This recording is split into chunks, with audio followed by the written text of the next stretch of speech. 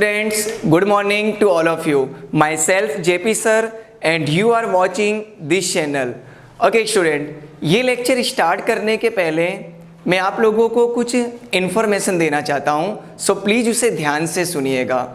Okay, सो मैं आप लोगों को कहना चाहता हूँ कि अगर आप में से किसी ने अभी तक इस चैनल को सब्सक्राइब नहीं किया है तो प्लीज़ पहले इस चैनल को सब्सक्राइब कर लीजिए. ओके, और सब्सक्राइब करने के बाद हमारे इस चैनल पर आपको प्लेलिस्ट में जाना है और प्लेलिस्ट के अंदर इंग्लिश ग्रामर करके एक अलग से टॉपिक बनाया गया है.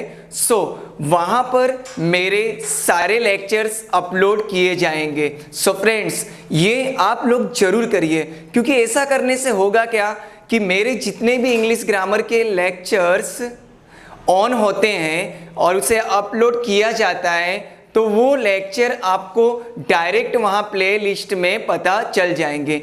और एक बात मैं आप लोगों से कहना चाहता हूँ कि अगर आपको ये लेक्चर समझ में आता है या फिर इसके पहले के लेक्चर की बात करें या आने वाले लेक्चर की बात करें, अगर आपको ये लेक्चर समझ में आ रहा है सो फ्रेंड्स लाइक्स और कमेंट्स जरूर करिए, जिससे हमें आइडिया आ सके कि आप लोग कितनी तैयारी कर रहे हैं. Okay student, thank you so much. So ये बातें मुझे आपको बतानी थी. अब हम अपना लेक्चर स्टार्ट करने जा रहे हैं. सो फ्रेंड्स देखते हैं, जैसा कि इसके पहले के वीडियो में मैंने आपको बताया था कि कुछ ऐसे टॉपिक हैं जिसकी नीड हमें हर टेंस में पड़ती है. देखते हैं, जैसे कि आपको अभी सिंपल प्रेजेंट टेंस सिखाया गया तो आपने देखा होगा ये 3 वर्ड हर वाक्य रचना में आ रहे हैं. ओके, सो उसमें से सबसे पहला जो वर्ड है subject, then verb, then object. Okay, so मैंने पहले के लेक्चर में कहा था कि एक लेक्चर आप सभी को सब्जेक्ट, वर्ब एंड ऑब्जेक्ट के बारे में जरूर रखा जाएगा. उसका रीजन है दोस्तों कि अगर ये 3 चीजें सब्जेक्ट, वर्ब एंड ऑब्जेक्ट अगर हम समझ लेते हैं तो फ्रेंड्स हमें आगे का जो 12 टेंस है वो इजीली लगभग 95% हमारी प्रॉब्लम सॉल्व हो जाती है. क्योंकि मैंने एक चीज़ मार्क किया है कि स्टूडेंट्स को लगभग इन 3 चीज़ों में अमुक स्टूडेंट कंफ्यूज रहते हैं. वो डिफाइन नहीं कर पाते हैं कि सर सब्जेक्ट क्या है, वर्ब क्या है और ऑब्जेक्ट क्या है. सो इसके ऊपर मुझे लेक्चर बनाना पड़ रहा है. बट आप लोग अगर ध्यान से देखेंगे तो ये टॉपिक आपका हमेशा के लिए क्लियर हो जाएगा, क्योंकि ये 3 चीज़ें ऐसी हैं कि जिसकी ज़रूरत हमें इंग्लिश ग्रामर में हर जगह पड़ती है. मैं सिर्फ टेंस की बात नहीं कर रहा हूँ. अगर आप वॉइस सीखें, स्पीच सीखें या ग्रामर के काफ़ी सारे टॉपिक है जिसमें सब्जेक्ट, वर्ब और ऑब्जेक्ट, अगर यूं शॉर्टकट में मैं यूं कहूं कि कोई भी सेंटेंस का जो कंस्ट्रक्शन होता है, दैट मीन्स सेंटेंस का निर्माण होता है, वो इन 3 वर्ड से ही होता है दोस्तों. ओके, सो आज हम सबसे पहले सब्जेक्ट के बारे में सीखेंगे. Okay, so let's start our lecture. Okay, सबसे पहले हमें ये जानना है कि सब्जेक्ट को क्या कहते हैं हिंदी में. सो तो आपको पता ही है, कर्ता उसे कहा जाता है. ओके, सो पहले हम इसकी डेफिनेशन देखते हैं कि अगर कोई आपसे पूछता है कि सर कर्ता की परिभाषा क्या है, मीन्स कर्ता किसे कहते हैं. ओके, सो उसकी परिभाषा क्या है देखते हैं दोस्तों. वाक्य में जो कार्य करता है उसे कर्ता कहते हैं. समझते हैं, सेंटेंस के अंदर जो काम करता है, मीन्स जो किसी क्रिया को कर रहा है, उन सभी को हम सब्जेक्ट कहते हैं. ओके, सो इसे डीप में समझने के लिए मैंने यहाँ पर कुछ एग्जाम्पल्स आप सभी को दिए हैं, उसे ध्यान देंगे.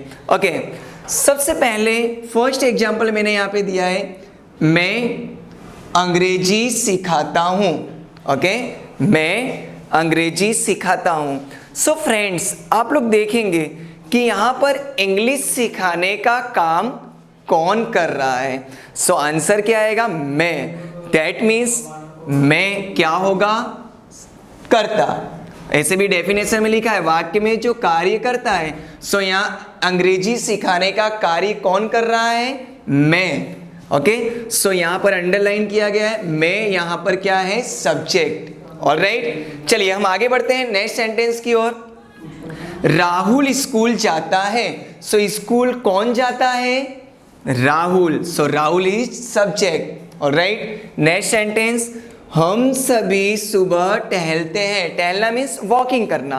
ओके, सो यहाँ पर सुबह टहलने का काम कौन कर रहा है?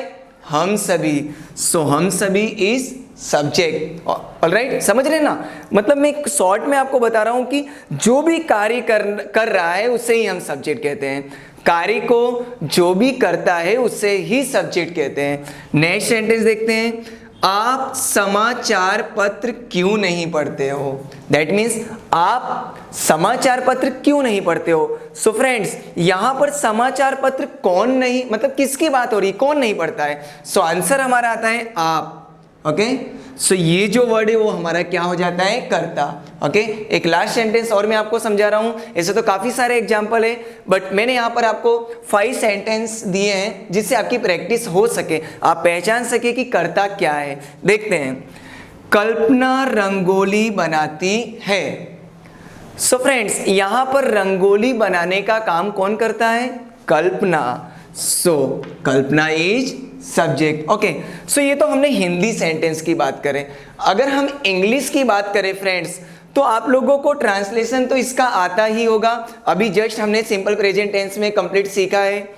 मैं अंग्रेजी सिखाता हूं मीन्स आई, सिखाना उसे इंग्लिश में कहते हैं टीच। So I teach English. Alright, then Rahul school जाता है। Rahul goes to school. Okay, so ये लेक्चर हमारा अभी ट्रांसलेशन के ऊपर नहीं है, ये लेक्चर सिर्फ और सिर्फ हमें सब्जेक्ट पहचानने के ऊपर दिया गया है। सो आप लोगों को कर्ता पहचानने तो जरूर आ रहा होगा। ओके, सो अब हम अपने इस टॉपिक को थोड़ा सा आगे बढ़ाते हैं। ओके, नाउ अब हम सीखेंगे काइंड्स ऑफ सब्जेक्ट के बारे में। Okay, so students, generally students को ये प्रॉब्लम होती है कि सब्जेक्ट क्या है और उसके कितने प्रकार हैं। सो सब्जेक्ट क्या है वो तो हमने यहां पर सीख लिया।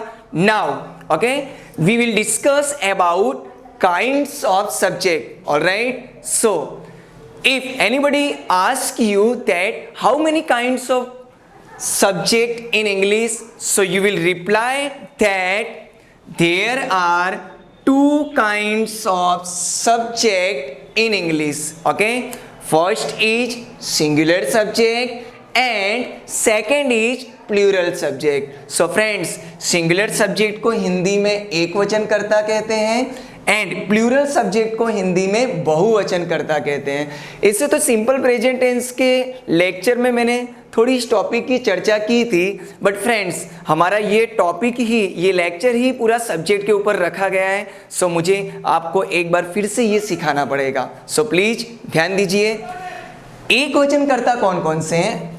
ही, सी, इट, नेम। ऑलराइट, बहुवचन कर्ता मीन्स प्लूरल सब्जेक्ट कौन कौन से हैं?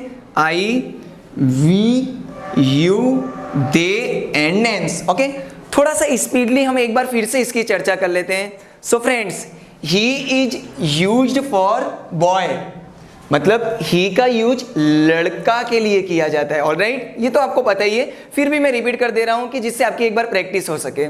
सी is used for girl, that means she लड़की के लिए यूज होता है। ओके फ्रेंड्स, अब हम बात करें इट। सो इट निर्जीव वस्तु, हमारे आसपास में आप देख सकते हैं, we can see that many kinds of non-living things. Okay, for example, it is a fan, it is a whiteboard, okay, it is a table, it is a marker. So that means ये सभी क्या है? non-living things. Hindi में उसे कहते हैं निर्जीव वस्तु। So उसके लिए it आता है। और एक टॉपिक, it का यूज किया जाता है एनिमल्स एंड बर्ड्स के लिए। किसी भी प्राणी की बात करें या किसी भी पक्षी की बात करें, सो वहाँ पर भी हम इट यूज करते हैं। फॉर एग्जाम्पल, जैसे कि हम कह रहे हैं कि भाई ये डॉग है, so it is a dog. Suppose मान लीजिए कि आप कहीं कभी फॉरेस्ट में गए और आपने किसी एनिमल को देख लिया, okay, so what are you telling? हम कुछ इस तरीके का कहेंगे, sir it is a tiger, that means वो टाइगर है। ओके, समझ गए आप मेरी बात? सो इट का यूज हम प्राणियों के लिए भी करते हैं एंड पक्षियों के लिए भी, it is a peacock, it is a parrot. Okay, so आप समझ रहे होंगे कि प्राणी और पक्षियों के लिए भी इट का यूज किया जाता है। और फर्स्ट चीज मैंने जो आपको बताई थी, निर्जीव वस्तु, हमारे आसपास में जितने भी नॉन लिविंग थिंग्स है उसके साथ में हम इट यूज करते हैं। सो फ्रेंड्स, उसके बाद में नेम है, तो नेम, अब अमुक लोग सोचेंगे सर नेम का यूज कहाँ करते हैं? सो ये थोड़ी हास्यास्पद बात हो जाएगी कि नेम का यूज, नेम तो अपने आप में ही एक नेम है। सो मैं आपको ये कहना चाह रहा हूँ कि आप किसी भी पर्सन का नाम ले लीजिए, राहुल, राज, मोहन, श्याम, तो आप समझ रहे होंगे कि नेम कहाँ आता है। ओके, सो ये टॉपिक आपको कंप्लीट समझ में आया है बिल्कुल, क्योंकि ये बिल्कुल सिंपल है और बिल्कुल ईजी है। अब हम नेक्स्ट टॉपिक की ओर बढ़ते हैं, plural subject. Okay, so friends देखते हैं। सबसे पहले प्लूरल सब्जेक्ट में आई मीन्स मैं। अगर आप अपने खुद की बात कर रहे हैं, फॉर एग्जाम्पल जैसे कि मैं अभी आप सभी को इंग्लिश सिखा रहा हूं, I am teaching to you English. Okay, so I means हमारे खुद के लिए, वी मीन्स हम सभी। ओके, सपोज जैसे कि बात करें कि हम सभी लोग स्टूडेंट्स को अच्छे से प्रैक्टिस करा रहे हैं, so we, okay, we are practising to the students. Alright, next है यू मीन्स सामने वाले पर्सन के लिए, सेकेंड पर्सन। जैसे कि मैंने कहा कि आप मेरे लेक्चर को ध्यान से सुन रहे हैं, सो आप means you. Alright, they means third person की बात हो रही है। जैसे कि फॉर एग्जाम्पल कि I means I am first person and you are second person. लेकिन हम थर्ड पर्सन की बात करें फ्रेंड्स, जैसे कि वे सभी मार्केट में सब्जियां बेच रहे हैं, they all are selling vegetables in the market, so they means third person. Alright, अब ये नेम्स क्या है इसके बारे में भी हम थोड़ी सी चर्चा कर लेते हैं। देखते हैं नेम और नेम्स में क्या अंतर है। मैंने आपको सिखाया था, I am a teacher, that means name, but we are teachers, so it's a names, that means teacher के आगे हमने एस लगा दिया तो क्या हो गया फ्रेंड्स, टीचर्स। समझ रहे होंगे आप मेरी बात? टीचर नेम में आता है एंड टीचर्स नेम्स में आता है। उसी तरीके से आप कोई भी एग्जांपल ले लीजिए। फॉर एग्जांपल जैसे कि आपको पता है कि बॉलीवुड में काफ़ी सारे एक्टर्स होते हैं। अगर किसी एक एक्टर की बात की जा रही है, अभिनेता, सो हम क्या कहेंगे, he is a actor. Okay, but अगर हम सपोज मान लीजिए कि बहुत सारे एक्टर वहां पे खड़े हैं स्टेज के ऊपर, तो आप लोग क्या बोलोगे, दे ऑल आर एक्टर्स। समझ रहे हैं आप? एक एक्टर है तो हम एक्टर बोलेंगे और बहुत सारे एक्टर हैं तो उससे हम एक्टर्स बोलते हैं। सो अब तो आप लोगों को ये टॉपिक कंप्लीट समझ में आ गया होगा। ओके स्टूडेंट, सो यहाँ पर हम अपने इस लेक्चर को फिनिश करते हैं। लेक्चर फिनिश करने के पहले फिर से एक बार मैं आप लोगों को रिपीट कर देना चाहता हूँ जो मैंने स्टार्टिंग में कहा था कि आप इस चैनल को जरूर सब्सक्राइब करिए और मेरे आगे के लेक्चर्स देखने के लिए आपको इस चैनल के प्लेलिस्ट में जाना है। वहाँ पर इंग्लिश ग्रामर करके एक फोल्डर बनाया गया है, वहाँ पर हमारे प्रीवियस लेक्चर एंड जो आने वाले लेक्चर है, नेक्स्ट लेक्चर सभी अपलोड किए जा रहे हैं। और अगर आपको लेक्चर समझ में आ रहा है तो लाइक और कमेंट्स जरूर करें।